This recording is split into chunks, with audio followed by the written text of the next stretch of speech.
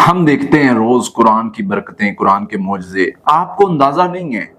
میں جس چیز کی بات کرنے والا ہوں، ہم روز دیکھتے ہیں لوگوں کے لیے نا، مطلب کوئی بھی ایسا واقعہ ہوتا ہے، فار ایگزامپل ابھی میں لاسٹ ویک اس پر بات کروں، کسی مریض کو لے کے آئے اٹھا کے بے ہوش اور بالکل نہیں بول رہا، اس کی زبان بند ہے، کتنے گھنٹے اور کتنے جو ہے وہ ٹائم ہو گیا ہے، لیکن اس میں کوئی حرکت نہیں ہے، میڈیکلی وہ بالکل ٹھیک ہے، میڈیکل کہتا ہے کہ اس کو بظاہر کوئی مسئلہ نہیں ہے۔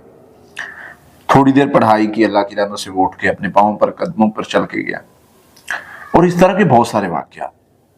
اب لوگ کہتے ہیں کہ لوگوں کے لیے بہت بڑا ہوتا ہے کہ یار یہ کیسے ہو گیا، پتہ نہیں بابا جی نے کیا کر دیا، قاضی صاحب نے کیا کر دیا، فلاں صاحب نے کیا کر دیا۔ بھائی ہم نے کچھ نہیں کیا، یہ قرآن کے معجزے ہیں، یہ قرآن کی برکت ہے۔ لو انزلنا هذا القرآن على جبل لرأيته خاشعا متصدعا من خشية الله، اللہ فرماتے ہیں یہ پہاڑوں پر نازل کر دیا جاتا، وہ رضا رضا ہو جاتے ہیں، جن جادو اور یہ ساری چیزیں کیا ہے۔ اور ہم تو روز دیکھتے ہیں جادوگر کی 6 ماہ کی محنت ہوتی ہے، بڑی 3 ماہ اس نے راتیں جاگ جاگ کے عمل کر کر کے، جنوں کو بلا بلا کے، پتہ نہیں کیا کچھ کر کے اس نے جو ہے وہ جادو کیا ہوتا ہے۔ ہم تھوڑی دیر قرآن پڑھتے ہیں، اپنے رب کو یاد کرتے ہیں اور پڑھائی کرتے ہیں، تو وہ شر جو ہے وہ ختم بھی ہو چکا ہوتا ہے۔ تو یہ اللہ اور اس کے رسول کا بتایا ہوا طریقہ ہے، اس میں کوئی وہ نہیں ہے۔ آپ پڑھیں تقویٰ کے ساتھ، محبت کے ساتھ، توکل کے ساتھ، اور رزلٹ دیکھیں۔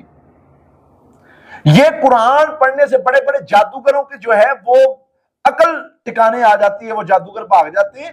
تو یہ ہم ان کو زیادہ چیزوں کو اپنے اوپر سوار نہیں کرتے، ہم قرآن والے ہیں، ہم قرآن والے ہیں، ہمیں کس چیز کی پرواہ ہے؟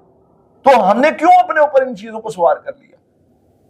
قرآن کے معجزے آپ خود دیکھو، خود قرآن کو پڑھو گے، آپ کو پتا چلے گا کہ بھائی قرآن پڑھنے سے جادوگروں کی دوڑیں لگتی ہیں، جن جو ہیں وہ دور ہو جاتے ہیں، شیطان سے اللہ تعالیٰ محفوظ کر لیتے ہیں، قرآن کی برکت سے اللہ تعالیٰ ہر طرح کے خیر کے راستے کھول دیتے ہیں، خیر کے دروازے کھول دیتے ہیں۔